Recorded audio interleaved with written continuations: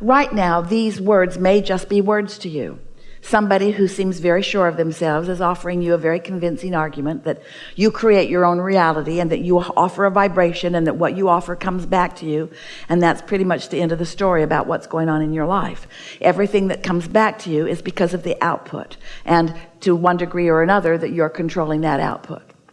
So maybe it just sounds like so many words, and maybe that's the way you'll leave this room hearing it. Someone pretty sure of themselves gave us a pretty convincing conversation about how we can have more control of our life experience. But what we know for sure is that when you take 15 or 20 minutes for just a few days, at the beginning of the day is best, and you focus on something in the room that doesn't require much thought, something that's not very interesting, like the sound of the air conditioner. Hear it?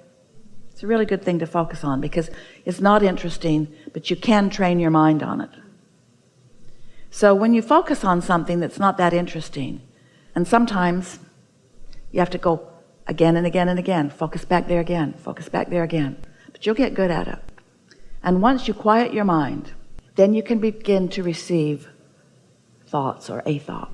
Might be the last 2 minutes of your meditation. You get an impulse to call someone or an impulse to do something. But here's our point. When you know you've quieted your mind, and you know it because you felt that detachment, and then out of the clear blue, out of the clarity blue, you receive an idea or an impulse, and you follow through with that impulse, and then you see the powerful, productive results of that. Then and only then will anything that we've said here to you have any real meaning, because words don't teach. You have to show yourself what the receptive mode is. You have to show yourself that you have the ability to tune into it. And then you have to receive some stuff and notice how it plays out in your life. Otherwise, it's just our words, and our words don't mean anything. It's only your life experience that gives you true knowing, you see. So once you show yourself that you can get into the receiving mode, and once you receive something, then you will come to trust. Then you will come to want to go there on a regular basis, to want to quiet your mind on a regular basis, to want to put unhelpful beliefs at bay for a little while, so that the beliefs that are truly at the center and core of who you are can come to the surface of who you are and play a more dominant role in your experience. Esther has been saying to herself, it's attraction, attraction, attraction, attraction, attraction, attraction, attraction, attraction. It's attraction, it's attraction, it's only attraction. It's attraction, it's attraction, it's attraction, it's attraction, it's attraction, it's attraction. It's attraction. It's only attraction. It's attraction. It's not assertion. No one's doing anything to her. Nobody is doing anything to her. Nobody's making good for her. Nobody's making bad for her. It's attraction. It's attraction. It's attraction. It's attraction. It's attraction. It's attraction. She got on the airplane yesterday. Every week we have another airplane story for you. Last week she got on an airplane, and Esther really likes the aisle. She likes the freedom of it. She likes to be able to get up if she needs to. So she's very clear about doing that. And a couple came on and said, there are two of us, and would you mind giving up your seat and taking our seat, which was a window seat? And Esther thought, it won't kill me. So she gave up her seat. And then the man who was sitting next to her was sleeping so soundly she didn't want to wake him up.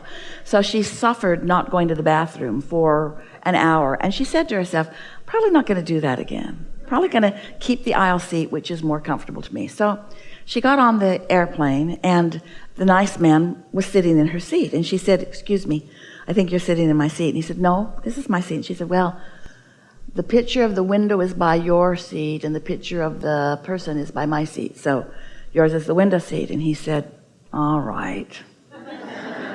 So he moved over, and Esther felt bad. She thought, would it have killed me to sit over there? Should I yield to his preference? Would it have been nice for me? And then she thought, last week, remember, it wasn't fun. And so she sat in that seat unresolved. You kind of get what we're talking about. Mad at herself, hadn't quite found the balance. She looked at him. He was really nice. And she thought, I'm so bad. And then the two people sitting in front two men who did not know each other. One of them had placed a big cup of frothy cappuccino from Starbucks on the seat, and he knocked it with his elbow. It fell back to where Esther and her new friend were sitting, hit the floor, and splattered all over their legs and shoes and bags. And Esther thought, that's about right.